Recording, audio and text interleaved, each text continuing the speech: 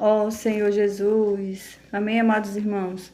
Hoje vamos dar continuidade à leitura do alimento diário, que tem como título O Poder do Evangelho. E nessa quarta-feira, a leitura bíblica começa com João, capítulo 3, versículos 5 e 16, que diz assim: Respondeu Jesus: em verdade te digo, quem não nascer da água e do Espírito não pode entrar no reino de Deus.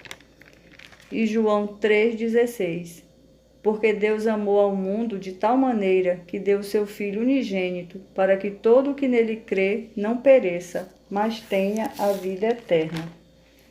E vamos ler também 1 Tessalonicenses, capítulo 1, versículos 5, o 6 e o 10, que diz assim: Porque o nosso evangelho não chegou até vós tão somente em palavra, mas, sobretudo, em poder, no Espírito Santo e em plena convicção, assim como sabeis ter sido o nosso procedimento entre vós e por amor de vós. Com efeito, vos tornastes imitadores nossos e do Senhor, tendo recebido a palavra, posto que em meio de muita tribulação, com alegria do Espírito Santo. E o versículo 10: Para guardardes dos céus o seu Filho, a quem ele ressuscitou dentre os mortos, Jesus, que nos livra da ira vindoura.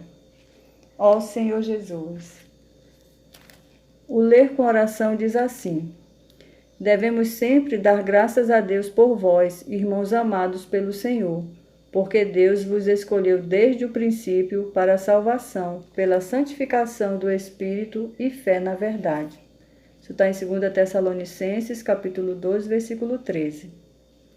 O título da quarta-feira é A eleição do Pai, o livramento do Filho e o dispensar do Espírito.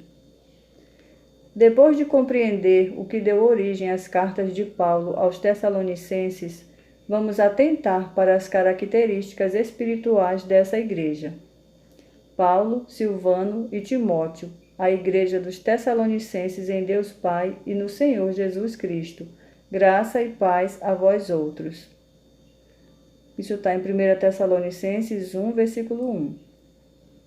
Paulo escreveu várias de suas epístolas juntamente com seus cooperadores, mostrando-nos seu trabalho conjunto e em harmonia no corpo de Cristo. A expressão Igreja dos Tessalonicenses, que Paulo usou aqui, é muito diferente das usadas em outras epístolas. É uma expressão muito carinhosa.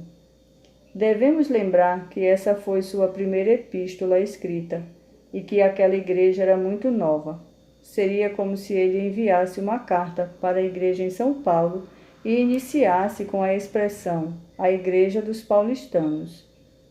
Ao mesmo tempo em que demonstra que a igreja é composta de seres humanos, ele completa a informação: a Igreja dos Tessalonicenses em Deus Pai. Isso é maravilhoso. Não é uma igreja somente de pessoas, mas de pessoas em Deus, e não apenas em Deus, mas em Deus Pai.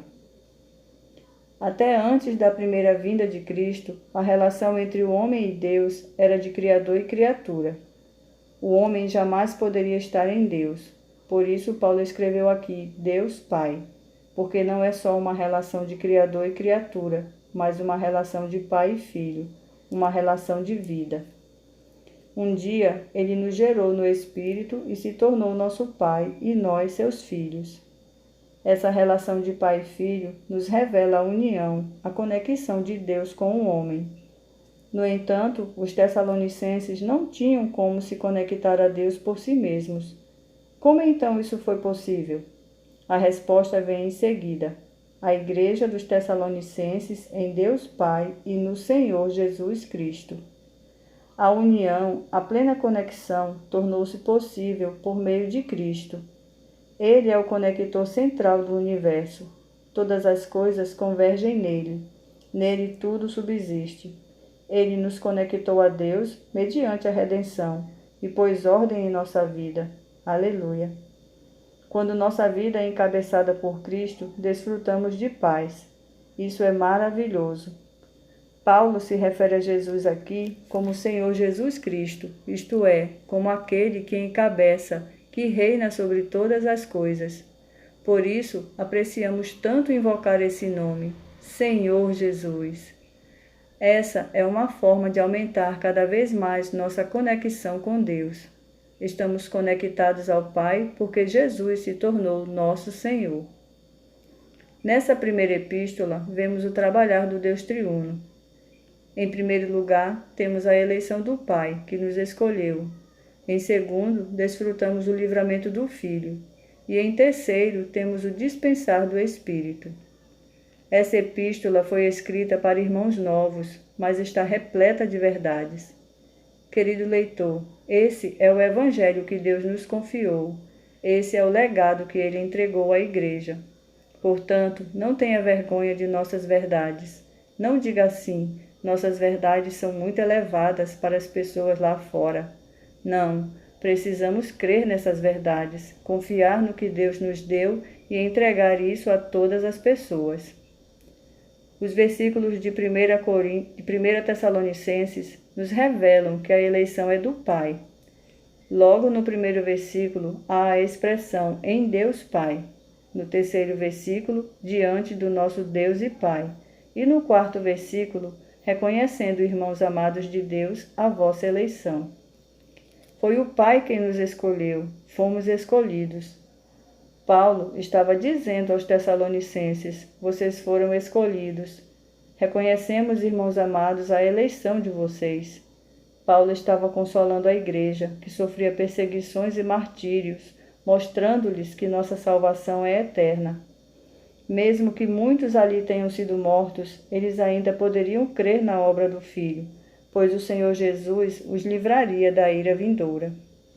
O apóstolo também mostrou que toda aquela transformação que experimentavam era decorrente do trabalhar do Espírito Santo na vida deles. Querido leitor, você tem dúvida de que Deus o escolheu? Se você está lendo essas palavras nesse momento, creia, você foi escolhido. Creia, sua salvação é eterna e o Espírito é o poder de Deus em sua vida. Mesmo em meio a lutas e perseguições, o Espírito é capaz de nos fazer pessoas felizes e alegres. Apenas creia. Louvado seja o Senhor. Pergunta: você permite que suas falhas se tornem motivos para achar que Deus não o escolheu? Amém, queridos irmãos, aleluia por essa quarta-feira, né? E eu estou muito feliz pela volta, né? Pelo desfrute do alimento diário, né? Eu mesmo estava com muita saudade. Aleluia por essa quarta-feira, né? Que fala sobre a eleição do Pai, o livramento do Filho e o dispensar do Espírito. Oh, Senhor Jesus, que maravilha por esse título, né? E logo no versículo 1 do capítulo 1 de 1 Tessalonicenses, mostra para nós assim, né? Paulo, Silvano e Timóteo, né? Senhor Jesus, olha que riqueza, né? Isso vem mostrar para nós que Paulo, tudo que ele fazia era em coordenação, junto com os irmãos, né? Era servindo ali no corpo, né? Senhor Jesus, nada de individualismo, né? Mas sempre servia ali no coletivo. Que maravilha isso. Senhor Jesus. E o versículo, amados, continua. Diz assim, a igreja dos Tessalonicenses em Deus Pai. Oh, Senhor Jesus. Rico, não é? Mostra assim para nós que em Deus Pai, mostra para nós que a relação dos Tessalonicenses com Deus não era apenas de criador e criatura, não, mas também era de pai e filho. Era uma relação de vida. Olha que maravilha! Ou seja, também a nossa relação com Deus não é só apenas de criador e criatura, não. A nossa relação é de pai e filho, amados. Que maravilha isso! É uma relação de amor. Senhor Jesus, louvado seja o Senhor. Mas o versículo ainda não termina, né? O versículo ainda continua assim. E no Senhor Jesus Cristo. Isso vem mostrar para nós que tanto os Tessalonicenses como nós não conseguiríamos, amados, a desfrutar do Pai, né? Desse Deus Pai tão maravilhoso, se não fosse a conexão, o conectar do Senhor Jesus. Pois o Senhor Jesus é quem nos conecta com Deus Pai, não é mesmo? É Ele que é o conector universal, né?